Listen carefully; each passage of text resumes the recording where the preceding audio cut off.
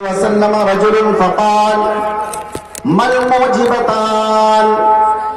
حضرت جابر رضی اللہ تعالیٰ عنہ بیان فرماتے ہیں ایک آدمی نبی کے پاس آیا اور سوال کیا اے اللہ کے نبی دو واجب کرنے والی چیزیں کیا ہے؟ فقال النبی صلی اللہ علیہ وسلم من مات لا یشرک باللہ شیئا دخل الجنہ. اللہ کے نبی نے فرمایا دو واجب چیزوں میں سے پہلی چیز یہ جس کی موت اس حالت میں ہوئی کہ وہ اللہ کے ساتھ کسی اور کو شریک نہیں کرتا تھا دخل الجنہ وہ جنت کے اندر داخل ہوا. ومن مات یشرک باللہ شیئا دخل النار. اور اللہ کے نبی علیہ الصلوۃ والسلام نے ارشاد فرمایا جس شخص کی موت اس حالت میں ہوئی کہ وہ اللہ کے ساتھ کسی اور کو شریک بنایا کرتا تھا اللہ کے ساتھ کسی اور کو پارٹنر بنایا کرتا تھا اللہ کے علاوہ کسی اور کے سامنے وہ اپنے سروں کو جھکایا کرتا تھا اللہ کے علاوہ کسی اور سے دعائیں مانگا کرتا تھا. نبی علیہ الصلوۃ والسلام نے ارشاد فرمایا دخل النار وہ جہنم کے اندر داخل ہوگا. یہ دونوں واجب چیزیں کرنے والی واجب عمل ہے. توحید پر عمل کرنے والا جنتی اور توحید سے دور ہٹ کر کے شرک پر عمل کرنے والا جہنمی. اور ایک بات جانتے ہیں یہ دونوں الگ الگ چیزیں دونوں الگ الگ چیزیں. توحید کے ماننے والے شخص جو خالص توحید پر عمل کرتا ہو اس کے اندر شرک والا عمل نہیں پایا جائے گا اور جو شرک کے کاموں کے اندر ملوث ہو اس کے اندر توحید خالص آ ہی نہیں سکتا ہے. تو دونوں کا انجام بھی الگ الگ ہے.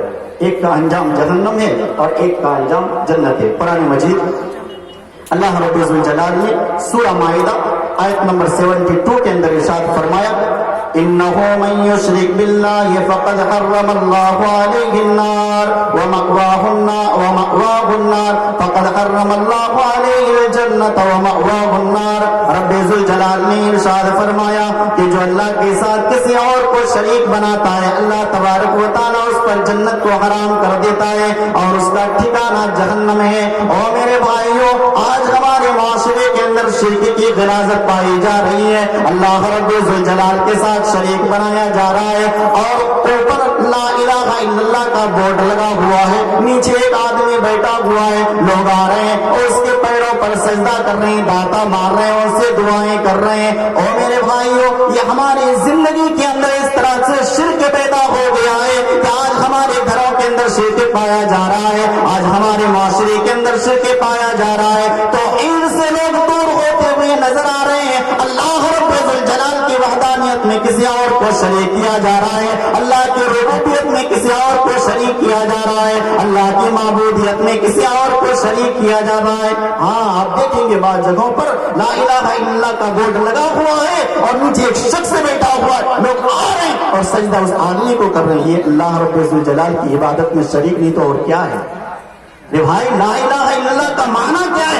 نہیں کوئی معبود اللہ کے سوا کوئی معبود نہیں ہے. اور یہ شخص بیٹھا ہوا یہ سر جھکے گا تو اللہ کے سامنے جھکے گا. پھر تیرا سر اس پارٹنر کے سامنے کیوں جھک رہا ہے؟ یہ جو سامنے بیٹھا ہوا ہے یہ آدمی کون ہے؟ کہ اللہ نے کہا ہے کہ اس آدمی اس کے سامنے سجدہ کرو؟ نہیں کہا ہے. پھر کیوں کر رہے ہو؟ آج کہتے ہیں کہ ہمارے معاشرے کے اندر کہاں ہے شرک؟ ہماری ماں بہنیں غور سے سنیں. ابھی کوئی آدمی گھر کے اندر آیا بیچارہ بجلی چلے گئی یہ کون منحوس گھر کے اندر قدم رکھا قدم رکھتے ہی لائٹ کٹ گئی. دوسرا آدمی کبھی کبھی آتا ہے گھر کے اندر جیسے ہی آیا لائٹ آ گئی. ہاں بھلے وہ جمعہ کا بھی نماز نہ پڑھتا ہو بھلے وہ جمعہ کا نماز بھی نہ پڑھتا ہو بھلے وہ جمعہ کا نماز نہ پڑھتا ہو لیکن اس آدمی کے لیے یہ کہا جاتا ہے کہ کتنا اچھا ہے بھائی متقی اور پرہیزگار ہے اس کے آتے ہی لائٹ چلی گئی. وہی معاملہ ہو رہا ہے یہاں پر بھی. میرے بھائیو یہ کیا ہمارے دلوں کے اندر. اور بچے کو مالش کرتی ہے مالش تیل لگاتی ہے اور تیل لگانے کے بعد سر پر ٹیکا لگا دیتی ہے. کیوں یہ پوچھو جائے کہ یہ ایسا کیوں ہو رہا ہے؟ کہتے میرا بچہ بڑا سونا ہے بڑا پیارا ہے دوسرے کی نظر نہ لگ جائے. جس بچے کی حفاظت تیرے پیٹ کے اندر 9 مہینے تک اللہ رب الجلال نے حفاظت کیا تیرے بچے کی آج پیدا ہونے کے بعد یہ دھاگے تیرے بچے کی حفاظت کر رہے ہیں یہ ٹیکے تیرے بچے کی حفاظت کر رہے ہیں یہ تعویذ تیرے بچے کی حفاظت کر رہے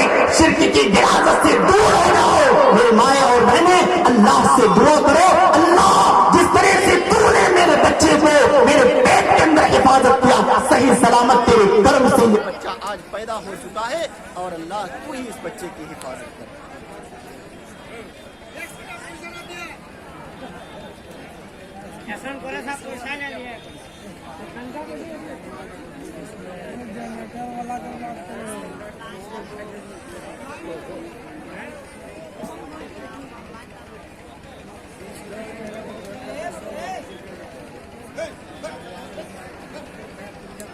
اللہ رب الجلال سے دعا کرنے کے بجائے دھاگے لگا رہی ہے, ٹیکے لگا رہی ہے, تعویذیں باندھ رہی ہے. اللہ پر بھروسہ ختم نہیں ہو رہا, دھاگے پر بھروسہ کر رہے ہیں, ٹیکے پر بھروسہ کر رہے ہیں, اور جو ہے اللہ رب الجلال کی جو ہے بھروسہ جو کرنا چاہیے وہ ختم ہو رہا ہے. دعا کیجیے اللہ رب الجلال سے, میری مائیں اور بہنیں دعا کیجیے کہ اس بچے کی حفاظت اللہ تعالیٰ کرے. تو جہنم سے بچنے کا پہلا اپائے توحید ہے, دوسرا دعا ہے. کہاں کون دعا کرتا ہے بھائی, آج کیا ضرورت پڑ گئی ہے دعا مانگنے کی؟ ہم تو بڑے متقی بن گئے, پرہیزگار بن گئے, اللہ نے مال بھی دیا, اولاد بھی دیا, گھر بھی اچھا دیا, فیملی بھی اچھا دیا ہے, کار بھی ہے گھومنے پھرنے کے لیے, بائک بھی ہے گھومنے پھرنے کے لیے, کیا ضرورت ہے دعا مانگنے کی؟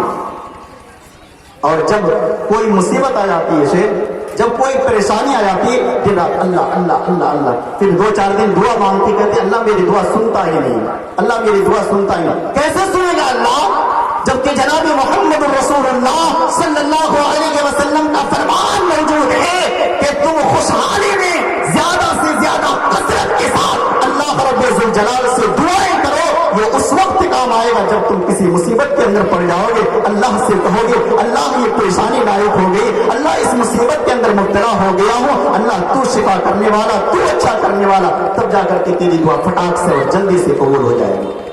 اللہ تبارک و تعالیٰ نے اللہ کے بندوں کی ایک صفت یہ بیان کی ہے, اللہ رب الجلال نے یہ صفت بیان کی ہے سورہ فرقان آیت نمبر 65 اور 66 کے اندر. اللہ رب الجلال نے ارشاد فرمایا, رحمان کے بندوں کی ایک صفت بیان فرمائی, والذین یقولون ربنا اصرف عنا عذاب جہنم ان عذابها کان غراما انها ساءت مستقرا و مقاما. اللہ کے خصوصی بندے, اللہ رب الجلال کے نیک بندوں کی ایک صفت یہ بیان کی جا رہی ہے, اور اللہ تبارک و تعالیٰ سے دعائیں کرتے ہیں, ربنا اصرف عنا عذاب جہنم ان عذابها کان غراما انها ساءت مستقرا و مقاما. اے اللہ ہمیں جہنم سے دور ہی دور رکھ, اے اللہ تیرا عذاب چمٹ جانے والا ہے, اے اللہ تیرا عذاب چمٹ جانے والا ہے, رہنے کے اعتبار سے یہ نہایت ہی بری جگہ ہے. اچھا, دعا اس لیے بھی نہیں مانگتے کہ ہمیں مسجد جانا پڑے گا, دعا اس لیے بھی نہیں مانگتے کہ ہمیں مسجد جانا پڑے گا. مسجد سے اس قدر دور ہو چکے ہیں, مسجد کی محبت ہمارے سینوں کے اندر نہیں, ہمارے سینوں کے اندر اللہ کے ڈر کی عظمت ختم ہو چکی ہے. میرے بھائی, اللہ رب الجلال کا یہ گھر ہے, اللہ تبارک و تعالیٰ کے نبی جناب محمد رسول اللہ صلی اللہ علیہ وسلم نے ارشاد فرمایا, مسلم شریف کی روایت ہے, من بنا للہ مسجدا بنى اللہ لہ بیتا فی الجنہ.